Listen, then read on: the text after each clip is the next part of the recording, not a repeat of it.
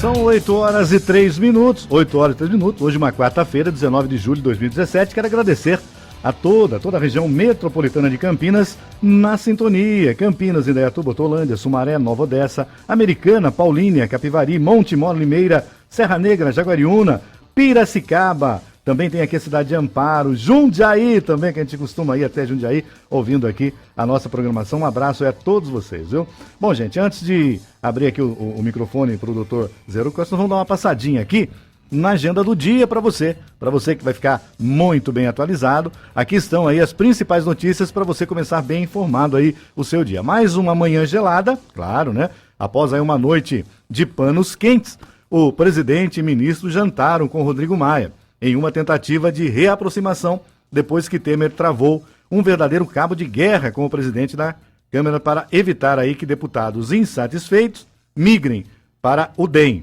O mal-estar não passou de um ruído, segundo aí o líder do governo. Enquanto isso, em boa parte do país, o frio, de ranger os dentes, é o assunto que não sai da boca do brasileiro. E a crise política, durou cerca de 2 horas o encontro entre Rodrigo Maia e o presidente Temer e ministro na residência oficial da Câmara. Segundo o ministro Antônio Ibaci, a conversa não tratou das trocas entre partidos e foi apenas um diálogo entre amigos. O líder do governo na Câmara, Aguinaldo Ribeiro, e também sobre a disputa por parlamentares do PSDB, se tratou de um ruído, disseram eles.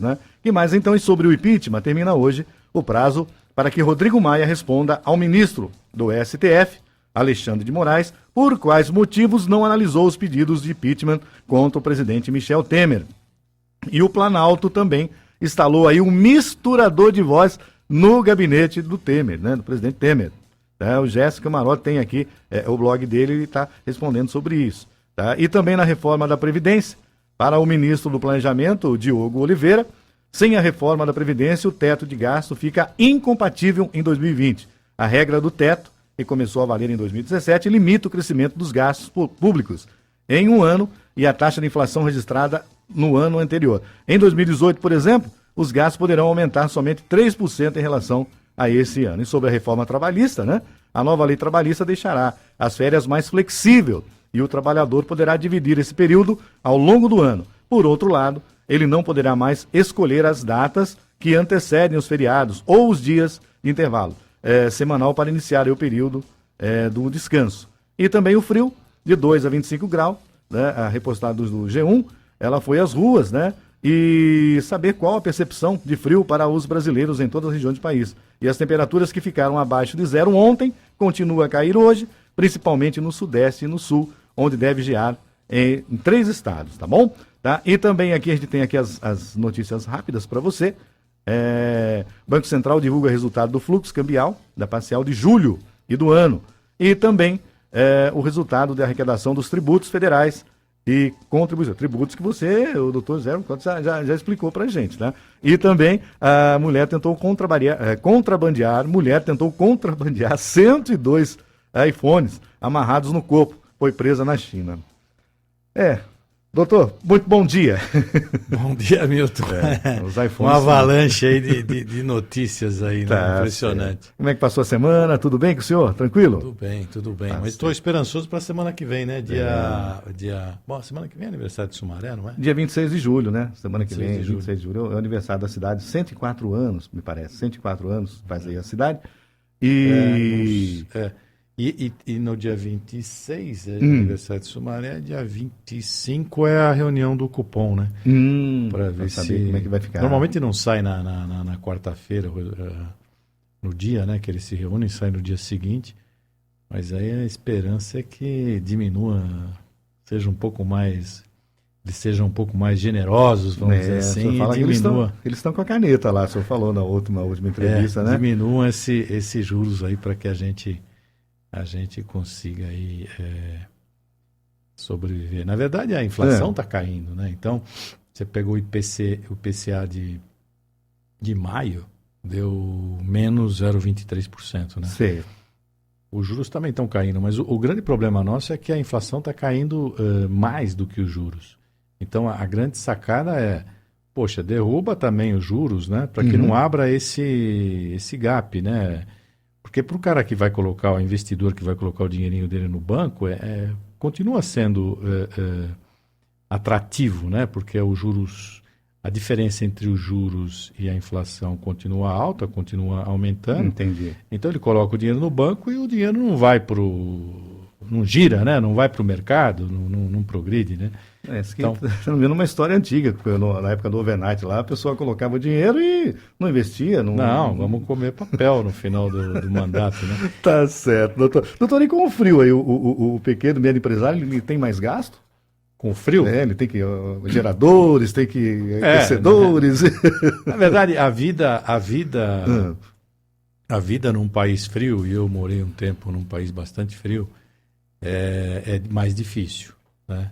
É uma vida trabalhosa, né? Porque você tem que se proteger do frio, você tem que ter aquecimento nas casas, né? Você consome muito mais energia, né? O custo para você viver é muito maior, trabalha-se muito mais. Eu vou te dar um exemplo que eu noto muito aqui no Brasil, por exemplo, que é assim, você vai cumprimentar uma pessoa classe média qualquer, né? Você dá a mão para ela, como é que vai, tudo bem e tal, e você nota, né, a palma da mão dela é normalmente lisa, né, não tem calo. É difícil você pegar uma pessoa com calo, uma classe média. Às vezes um operário ali, realmente um pedreiro, um servente, né?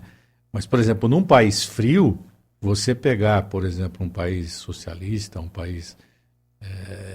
vamos dizer assim, você pegar lá um classe média alta com a mão grossa, é muito fácil, né? 99% quase o cara tem mão grossa. Por quê? Porque você trabalha muito no frio, né? Depende do inverno, você tem que trocar os pneus do carro, né? Porque ele não suporta aquela nevasca. Você de manhã, vamos dizer, às vezes tem que limpar tirar aquela película de gelo que fica no vidro da frente. Então você já levanta raspando. O pessoal, por exemplo, a prefeitura lá vai tirar aquela neve da rua, metade ele leva, metade ele joga na sua calçada. Aí você tem que ir com uma pá lá e limpa pro lado dele e joga na sua. Né? Joga na sua. Então você sai, por exemplo, para ir num restaurante, ou sei lá, uma temperatura de menos 10, menos 15 e tal, você se encapota todo para atravessar. Chega no restaurante, você tem que tirar tudo aquilo ali, você tem que ter um guarda-roupa ali, né? Como é que chama? Chapelaria, né? Chapelaria para guardar aquilo. Quer dizer, aí na hora que você vai sair, de novo você põe tudo aquilo e tal, e a roupa, né? Para poder suportar o frio. Aliás, tinha um ditado na época lá, a gente era jovem, e os meninos falavam assim para mim, não tá frio, é você que tá mal vestido, mas frio não tá não. Tá certo, então é o trabalho. Mas é um custo a mais, a mais. Bom, doutor, a gente está aqui começando mais essa semana, né? E na semana passada o senhor deu aí diversas dicas para a pequena e média empresa diminuir os custos, e nós paramos no IT aí, que é a visão global dos colaboradores, né?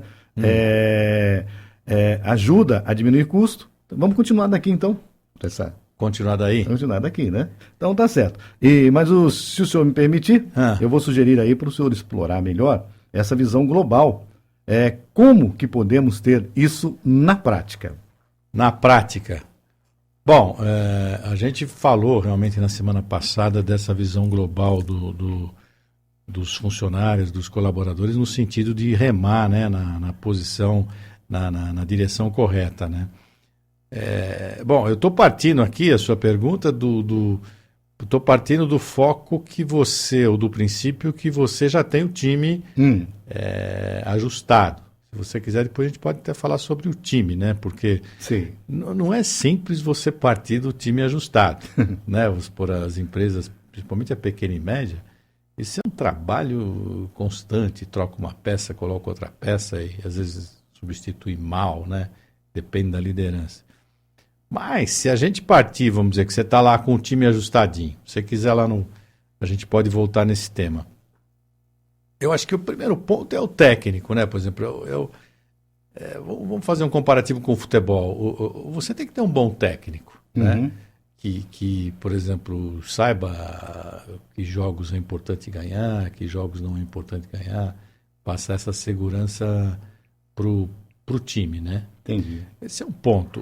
O segundo ponto, eu acho que é aquele, voltando, fazendo um comparativo de novo aqui com o futebol, é aquele grito do vestiário, né? Pô, vamos lá, né? A gente está aqui para ganhar esse jogo, para ganhar esse campeonato. Entendi. Então é você, vamos dizer assim, dar aquele, como fala o americano, né? O come on, né? Vamos dizer, o Federer fez isso no final de semana, né? Em Wimbledon, né? Come on, né? Vamos lá, que agora chegou a vez da onça aqui beber água, né? Isso eu acho que é um segundo ponto. O terceiro ponto, Milton, eu diria o seguinte: o líder, obviamente que ele tem que se interessar pelo sucesso da empresa e tal, mas ele também tem que se interessar pelo sucesso das pessoas que compõem o time, né? Vamos dizer assim, cada um tem lá o seu sonho particular e tal, quer chegar num determinado... eu sei que nem todos, por exemplo, estão aí na mesma sintonia, né? A gente, depois desses 40 e tantos anos aí militando nessa estrada, vocês percebem que as pessoas nem sempre estão em harmonia, né? Estão com a cabeça em outros lugares, etc, etc. Mas o líder tem que olhar para as pessoas, né? Tem que olhar. Bom, um quarto ponto, eu vou falar o que falam os americanos, né? Que é você tem que ser results oriented, que o americano fala, que tem que estar orientado para resultado. O pequeno e médio empresário ele tem que dar lucro, né? Não estamos aqui falando de ONG, de igreja, apesar que a igreja dá lucro, né? Principalmente ultimamente. Mas vamos dizer assim, nós estamos falando de empresas privadas que estão no mercado para ganhar uma posição de um nicho ali, brigar por alguma coisa.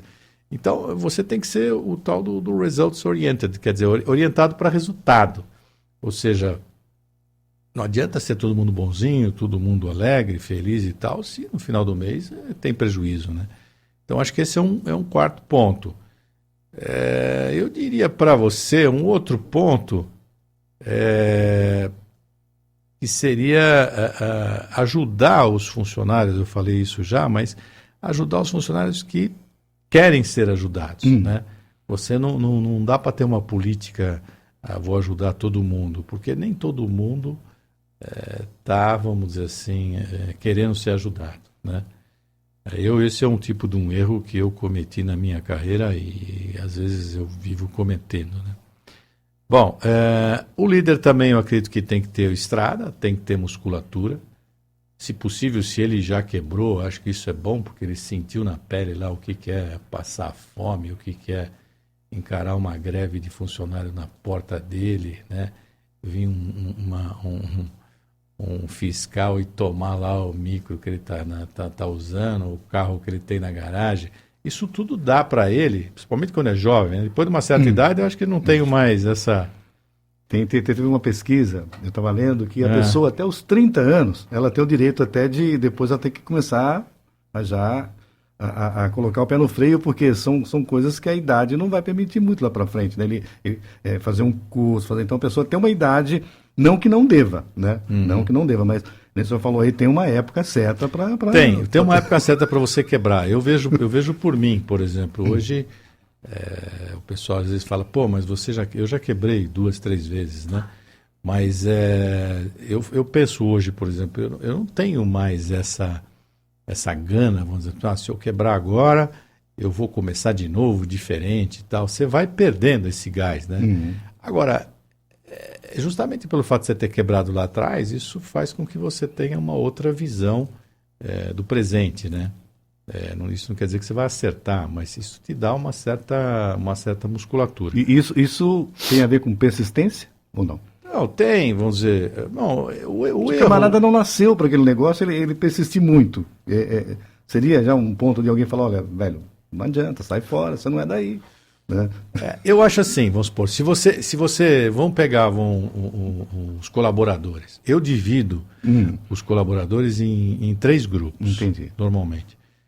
São os tarefeiros, né, que são extremamente importantes nas empresas, porque você tem muita função na empresa que é executar uma determinada tarefa, né?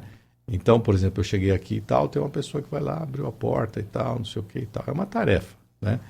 É difícil você pegar, por exemplo, uma empresa, uma pessoa tarefeira e investir nela para ela progredir.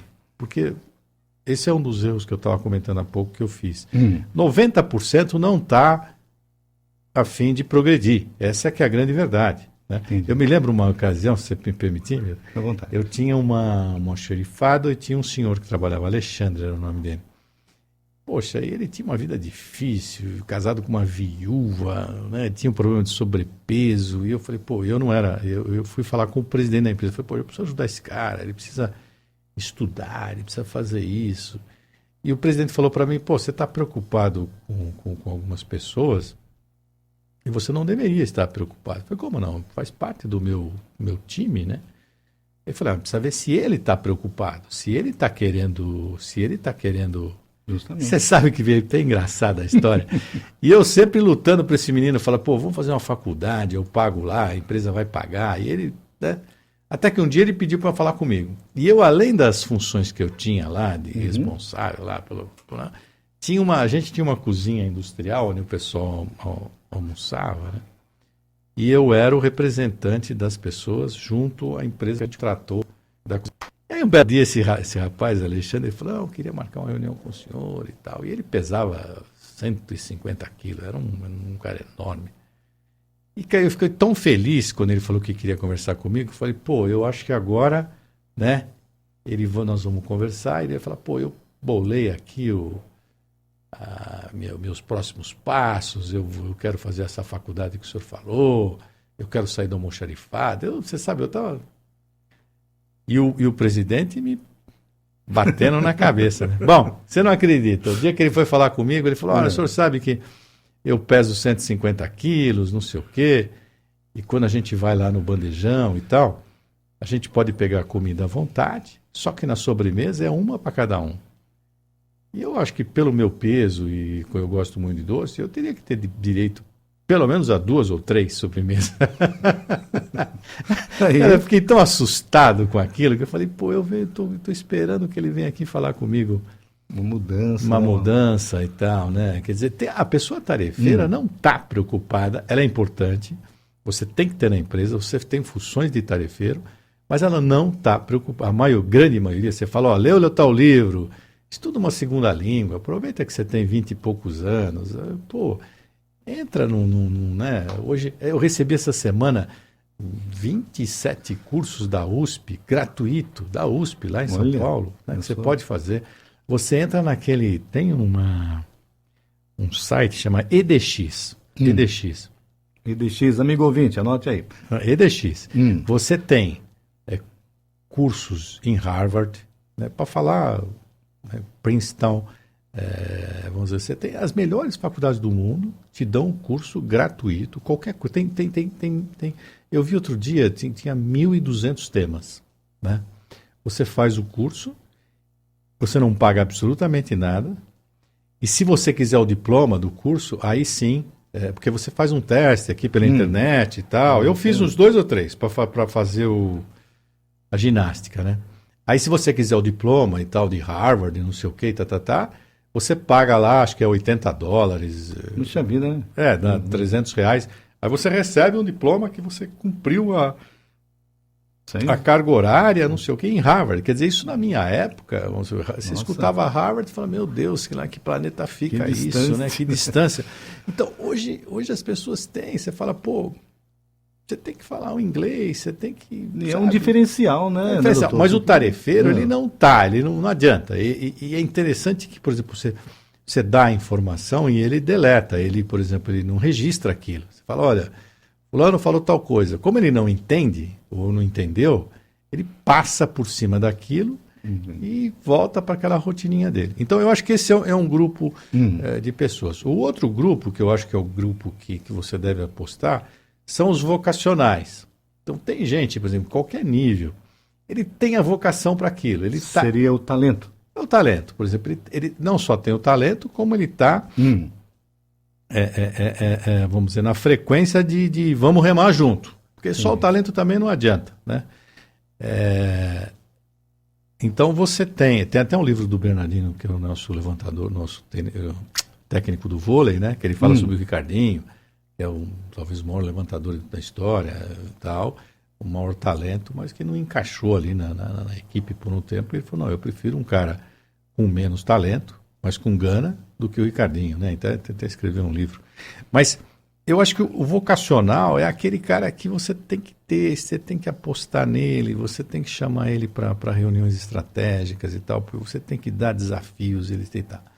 E você tem um terceiro grupo, que aí eu acho que são os perigosos, que eles te levam a quebrar a empresa, que normalmente são pessoas as mais inteligentes que você tem no grupo, só que são gananciosos, né? Então, por exemplo, não confundir aqui ambição com ganância, né? Ser ambicioso é uma coisa boa, mas o ganancioso ele tem aquela pegada que uma hora ele vai te quebrar, ou seja, ele está lá para ficar rico, né? Então ele faz tudo que você quer. Então, outro dia eu estava lendo um livro do Stalin, né, na Rússia, na Revolução. Quando morre Lenin em 1924, tem dois caras para assumir lá, né? Tem o Stalin e tem o Stalin é aquele cara que tá sempre do lado do chefe, que bajula o chefe, que não sei o quê, e tá.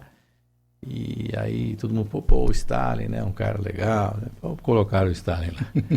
Mas ele manda matar o Trotsky lá no México, né? Até hoje ninguém sabe quem matou mais gente na humanidade, se foi Hitler ou se foi Stalin, né? Porque o Stalin tem o seguinte, ele matava e não registrava, né? O Hitler ainda, o cara tinha lá uma certidão de nascimento e tal, não sei o quê. O Stalin não, o Stalin mandava lá para a Sibéria, o cara sumia e ficava por isso mesmo. Então, esse grupo do ganancioso, se você tiver uma poupança boa, ele talvez não consiga te quebrar, mas ele vai te fazer bons hematomas, né? Vamos dizer, ele é o cara que vai... Então, eu acho que esses são os grupos. Agora, só estou me perdendo aqui, só para eu terminar a sua resposta, a gente está falando da estrada, né? Do coisa. E aí entra a visão global do time, vamos supor. Não para saber, por exemplo, o que você faz, como você faz. Se você perguntar em qualquer lugar, que vai numa loja aqui no centro e perguntar o que você faz? Faço isso. Como é que você faz? Faço isso aqui. Vai na outra empresa, o que você faz? Como é que você faz? Não. Por que você faz isso? Essa é a grande sacada. Né? Entendi. Por que você faz isso? Se todo mundo souber por que está fazendo aquilo, eu estou vendendo essa roupa aqui, esse tênis, porque eu tenho uma tecnologia diferenciada para melhorar o andar das pessoas. Essa é uma pegada. Então, se você vai fabricar aqui, vai fabricar na China, é outro, né? Agora, não, por que você tem isso aqui? Porque eu fabrico tênis, é diferente. Né? Então, por exemplo, você tem que ter o propósito. Né? Quando você falou, a gente falou agora no início da nossa conversa de hoje, como é que você junta esse pessoal? Então, você tem que perguntar para as pessoas, você sabe por que você está aqui? Né? Qual é o objetivo maior da nossa empresa? Né? E aí você consegue disseminar, vamos dizer assim, né, divulgar realmente fazer com que as pessoas realmente remem juntas, né? E por último, eu acho que o líder, para fazer isso, ele tem que ter uma retórica, né? Ele tem que saber conversar, saber falar, saber transmitir. E aí, se você me permitir, vou citar lá, 300 anos de Cristo, Aristóteles, que falava, né? Vamos supor, você para retórica, você tem que praticar o ethos patos logos. Isso. Se você quiser, a gente pode até detalhar isso um pouquinho. Isso não, interessante, né? Para os nossos amigos ouvintes saber o que é essas três palavras diferentes hoje na cabecinha deles, né? O ethos patos logos?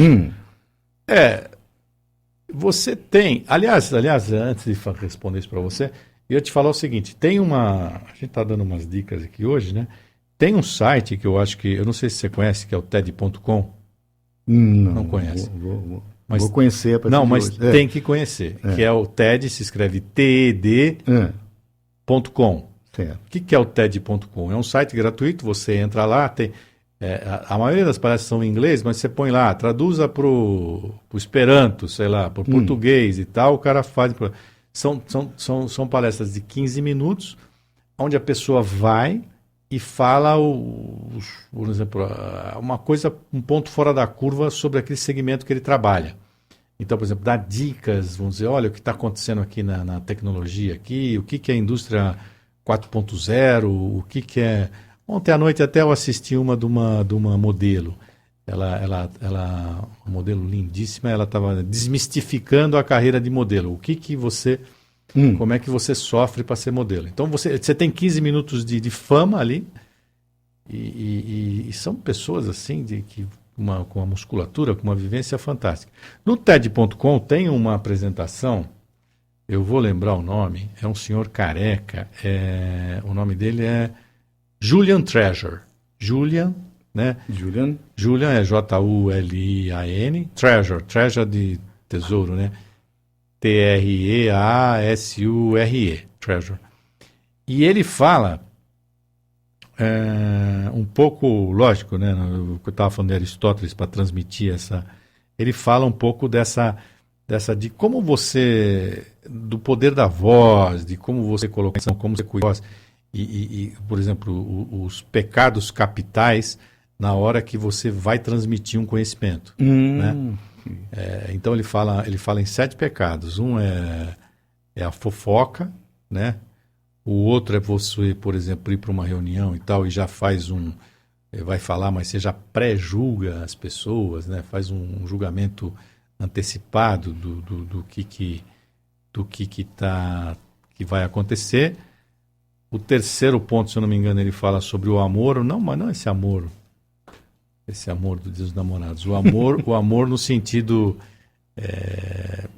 cristão, de desejar o bem para a pessoa, porque isso reverte para você, né? Você fala, bom, desejo que você... Os chineses fazem muito isso, em vez de ele falar assim, como é que você vai, né? Que é uma pergunta inquisitiva, né? Como é que você vai, né? Parece que você está... Né? Você fala, bom, parece que você está bem, você precisa de alguma coisa, estou aqui à sua disposição. Aí se você quiser, você fala, não estou bem, né? Eu estou bem, né? Então esse amor amor ao próximo, que é o grande, acho que foi quando Cristo chegou aqui, né, nesse planeta, foi a grande pregação dele, né? O quarto ponto é você analisar. Por exemplo, eu sou muito ruim nesse ponto, mas é como que a sua voz vai ser vista, vai ser escutada, né? Por exemplo, você tem uma boa voz, eu já não, né, não tenho esse treino, esse traquejo, né? Então, por exemplo, uma coisa é eu falar um determinado conhecimento, uma passagem que eu tive, né? Agora, como é que a pessoa vai escutar isso, né? Será que ela vai assimilar? Será que ela vai achar que eu estou sendo honesto, né? Então, por exemplo, ele fala até um negócio interessante que é uma experiência americana, que assim, a gente tem a tendência em votar no candidato que tem uma voz mais grave, né? Nossa, são detalhes interessantes. É interessante. Então a pesquisa mostra que se o cara tem uma voz mais grave, as pessoas confiam mais nele, né? Do que uma voz um pouco menos grave. Né? Isso é uma experiência que até aquele... Marina Silva e Dilma. A Dilma ganharia. A Dilma ganharia, né? Então, por quê? Porque quando você fala com a voz... E aí tem treinos para isso. Você, por exemplo, quando se você quer... Você não tem uma voz grave. Então, você precisa transmitir aquela segurança. Então, você fala usando a parte de cima aqui do tórax, né? Então... Você tira a voz daqui de cima, da parte de cima, e ela sai um pouco mais grave e tal. Então a pessoa fala, pô, esse fulano parece que é um honesto e tal, e votam nele. É interessante. Dizem que os candidatos americanos fazem esse tipo de treinamento, porque sabe que dá mais votos, né? Bom, a voz... Eu acho que foi isso que ele falou. Eu não lembro agora... todos assim de cabeça, mas e você também, quando fala na voz, você não fala, por exemplo, sempre no mesmo tom, sempre assim, você tem que colocar uma hora você levanta, uma hora você abaixa a voz. Até no logo das empresas tem algumas correntes que fazem isso. Por exemplo, você vai escrever Rádio Nova Sumaré. Se você escrever Rádio Nova Sumaré com as letras no mesmo tamanho, você tem um grupo de leitores. Se você pode escrever rádio, o R grande, depois Nova, o O grande do Nova, em vez do N, o número de leitores aumentam, né? Por quê? Porque chama a atenção, o cara não se perde. Entendi. Então, a monotonia, né? O fato da voz ser monotônica, né? Ou seja, está sempre naquele patamar e tal, não sei o que, tal, que conduz o cara a dormir, né? Na palestra e tal. Então, o líder, quando ele vai transmitir aquela informação, ele tem que se preocupar também em como transmitir. Mas nós estamos falando do Aristóteles, do Logos. Isso. Não, do ethos, pathos e logos. Ah, né? sim, falei do ethos, pathos e logos. Então, o Aristóteles, o que aconteceu? Ele lá, 350 anos antes de Cristo, você sabe que a Grécia foi o berço da democracia, né? A gente já falou, acho que um pouco isso aqui, né? E você tinha uns locais que chamava-se Ágora, onde o fulano ia lá, espécie de uma praça pública, ele falava, defendia lá o ponto de vista dele, ia lá quem quisesse, normalmente eram reuniões de 10, 15 mil pessoas, o cara votava e estava feita a lei ali, né? Isso era a democracia como é que eu vou te falar, no exercício pleno, né? Votou-se ali e ganhou, né, na praça, na Ágora, na praça pública. Então, se você tivesse a retórica, era muito importante. Porque, você subiu lá no púlpito, lá, né? No degrauzinho lá, e vou falar, vou tentar convencer você, meu time, minha empresa, que a nossa missão é essa, que o nosso propósito é esse e tal. Então, se você tiver uma retórica boa... Então, apesar do Aristóteles ter errado várias coisas na filosofia dele, a técnica da retórica, né, que vem dele lá, até hoje é aceita. Então, você tem o ethos... Ele caracteriza assim como é que eu vou te dizer, a autoridade, a honestidade da fala, vamos dizer assim, a credibilidade em relação ao tema, né? Então, vamos dizer, subiu lá o fulano, por exemplo, eu vim aqui, estou falando da pequena e média empresa. Uhum. Talvez eu não tenha, vamos dizer assim, a solução para que as empresas vendam mais e tal, mas eu comecei em 75, tá certo? Alguma coisa eu fiz nesse percurso, né? Então, não comecei a semana passada, né? Eu tenho 40 e poucos anos de estrada, de coisas que deram errado. Falei umas 2, 3 vezes e tal. Então, esse é o ethos, é você falar assim, não, alguma coisa foi feita. Esse cirurgião fez, né, 250 transplantes. Poxa, né, não conheço, mas ele fez 250 transplantes. Isso está no currículo dele. Vamos considerar. Então, esse é o ethos, que é o primeiro ponto para você passar a informação. O segundo ponto, que é o que você leu aí, que foi o pathos. O pathos. Isso. O pathos tem a ver com o emocional, quando você fala. Então, por exemplo, eu vou te dar uma outra experiência que eu li recentemente sobre uma campanha para crianças na faixa da miséria na África, né? Então o cara faz 3 campanhas para poder ver como é que qual era o ticket médio que ele recebia por campanha. Então a primeira campanha ele faz o seguinte, ele pega, faz uma estatística de crianças doentes, com deficiência, subnutrição, gráfico e tal, não sei o quê, e lança e pede doações. Muito bem. Ele consegue $1,50 médio por pessoa que se engaja na campanha. Aí ele lança uma segunda campanha, isso foi um experimento científico, onde ele manda a foto de uma criança subnutrida e tal, e põe lá 2 dizeres, nós estamos precisando de recurso, de doações. De $1,50, ele quase dobra. Ele vai para $2, eu não vou lembrar agora de cabeça, mas $2,80. O dobro seria 3, eu me lembro que era um número um pouquinho abaixo de 3. E aí ele faz uma terceira campanha, que ele pega todos os dados gráficos e tal, estatísticos, não sei o quê, mais a foto das crianças, não sei o quê, e manda. Né? E aí, o valor que ele recebe, por exemplo, de $1,40, vai para $1,80. Ou seja, das 3 campanhas que ele fez, que eles fizeram no módulo científico, a que mais arrecada é aquela onde vai só a criança famigerada, não sei o quê, com poucos dizeres, sem dar muito dado, sem dar muito gráfico e tal. Ou seja, o ser humano ainda, ele se sensibiliza com a emoção. Né? Entendi. Então, eles conseguiram provar que, por exemplo, você vai fazer uma propaganda de um produto seu aí, é melhor você passar um filminho lá, onde, entendeu?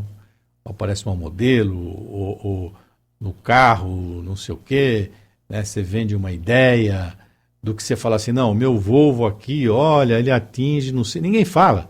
Olha, o consumo é X quilômetros, não, olha, o freio é não sei, não, entendeu? Ele não vende menos esse tipo de informação, a formação técnica vende menos. Então, o patos que o Boris falava é isso, você subir lá na água e falar, tem um momento que você fala... pega no emocional do fulano lá, do ateniense, porque aí ele vai votar em você. E por último, que você mencionou aí, que foi o Logos, né? O Logos.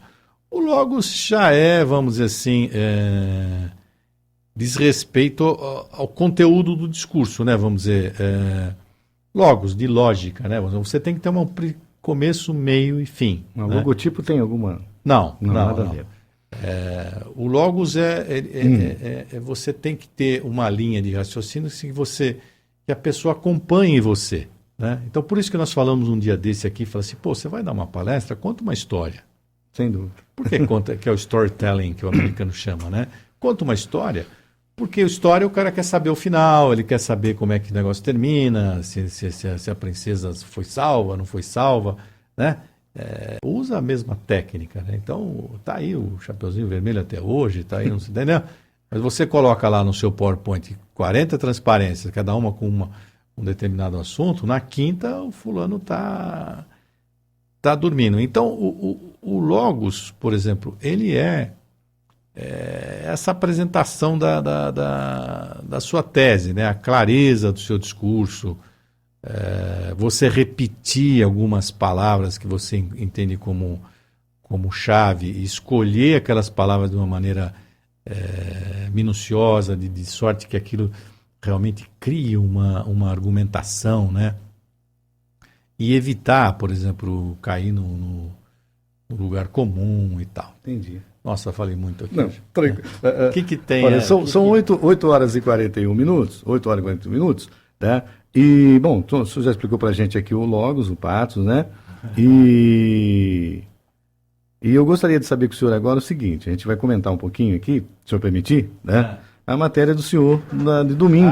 No domingo. No domingo. Antes, tem aqui um texto, né?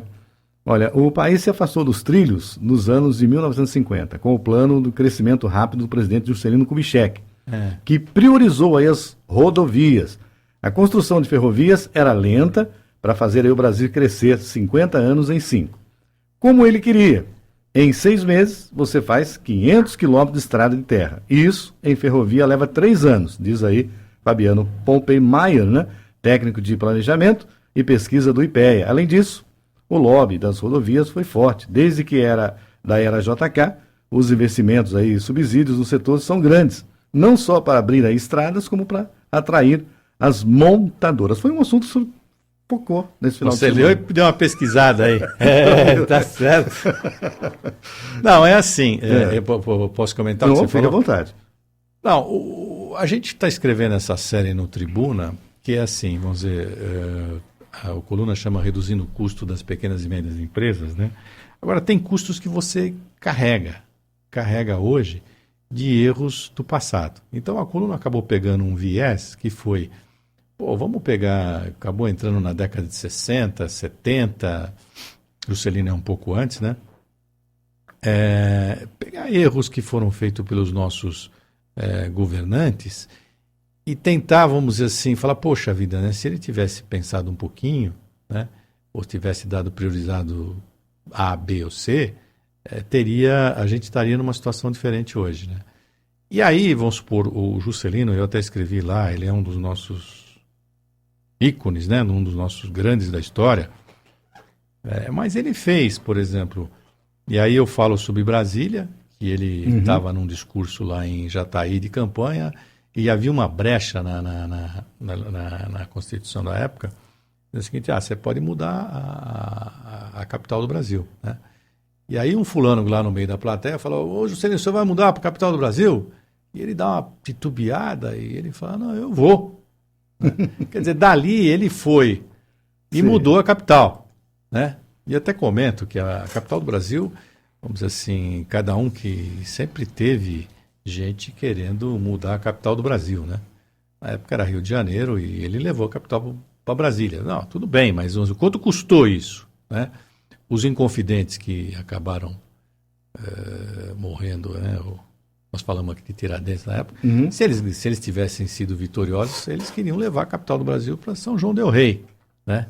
Então, cada um, vamos dizer assim, tem lá a sua miopia, vamos chamar assim, né? Entendi. E o Juscelino, por exemplo, ele era um apaixonado pelos americanos. Então, o que ele fez? Ele mirou o governo dele nos Estados Unidos, um país desenvolvido e tal. Então, vamos trazer para cá a televisão, né? A gente não tinha, basicamente, e o automóvel, né? Então, vamos abrir a porteira pro automóvel e tal, mas o americano, sei lá, é um povo rico, né? Não sei o quê, ele põe lá o combustível, para ele tanto faz, né? Agora nós não, né? Nós temos quase 8 mil quilômetros de costa, né?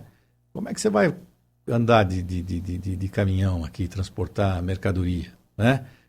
Quando pegou a gente aqui, eu estava na faculdade na época e me lembro que recebi o Sigiac Way, que ele era ministro de Minas e Energia. E era no ano de 78.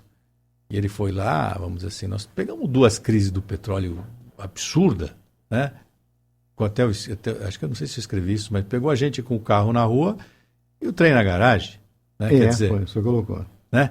Então, vamos dizer, como é que isso reverberou para a década de 80, né? Com a inflação anual de 2 dígitos, né? Aí volta naquele assunto que a gente estava aqui, né? Pô, inflação alta, juros altos, o cara põe dinheiro no banco, né? Entendi. Então, o Juscelino, apesar de, em 1957, ele ter fundado a rede ferroviária, né? Rede Federal Anônima, Sociedade Anônima. Sociedade Anônima, né? Não deu aquela prioridade. Então, eu acho que isso foi um erro. Você vai hoje aqui, por exemplo, em Hortolândia, pega ali aqueles trechos da rede ferroviária que foram desativados, que não foi privatizada. As residências estão quase chegando. Não, junto, né? Aquilo lá está sendo invasão de sem terra, né? De sem teto, né? Sem teto. Então, aquelas favelas enormes, né? Por quilômetros ali dentro de Hortolândia. Aí o prefeito fala, não, mas aqui pertence a... Acho que nem sabe a quem pertence aquilo, porque é federal, massa falida, um imbróglio danado, a polícia não pode ir, né? O pessoal sabe disso, tanto é que por isso que invade essas faixas de servidão, né? Então, eu acho assim, o Juscelino tinha na mão, né, vamos dizer assim, nós somos um país de dimensões continentais, puxa, tá bom, é mais caro a ferrovia, não sei o quê, mas, vamos ligar esse país inteiro aqui na base da ferrovia, né? Não na rodovia. Aí o que aconteceu? Trouxe as montadoras, né? Você tem que asfaltar, sei lá quantos milhões de... E o asfalto que você coloca no Brasil é um asfalto para 10, 12 anos, né? Logo, você tem um termo técnico que a engenharia a gente usa, que é pele de crocodilo, não sei se você já viu falar. Só uma camadinha? Não, quando o asfalto começa a ficar com aquelas escamas, aquelas rachaduras de crocodilo, quer dizer, ele já foi embora, né? Você pega um asfalto, por exemplo, na Alemanha, numa autobahn é para 100, 130 anos, 150 anos. O problema é que se você colocar um asfalto desse aqui, no dia seguinte tem um cara lá com uma não sei como é que chama aquela britadeira, né? Tentando precisa passar o cabo, não sei o quê, o cano, não sei de onde. Então, a minha crítica ao Juscelino foi nesse sentido, que lá em 55, 56, ele tomou essa decisão e hoje nós estamos pagando esse não o patos que nós falamos, mas estamos pagando um outro pato aí. Certo. Bom, doutor. Tá certo, então? Tá certo. Eu agradeço mais uma vez, o senhor aí batendo um papo gostoso com os nossos ouvintes, e é sempre bom frisar que todo domingo o doutor tem uma coluna muito legal e recomendo você para ler essa coluna. Pelo menos tem um fã agora, né? Sim. E na quarta-feira é lógico que ele dá uma pinceladinha para a gente aqui, porque é um assunto muito gostoso, né? E eu acho, na minha opinião, acho que a ferrovia gera muito mais emprego, as metalúrgicas vão ser acionadas, então está tendo um projeto aí já no agronegócio, justamente de umas grandes multinacionais aí, está bancando isso, mas a gente mais para frente a gente vai comentar que o nosso tempo já está mais estourado. Doutor, bom, então. Um abraço para o senhor, muito obrigado. Obrigado Tenha uma você. ótima semana. Uma grande semana. Um abraço.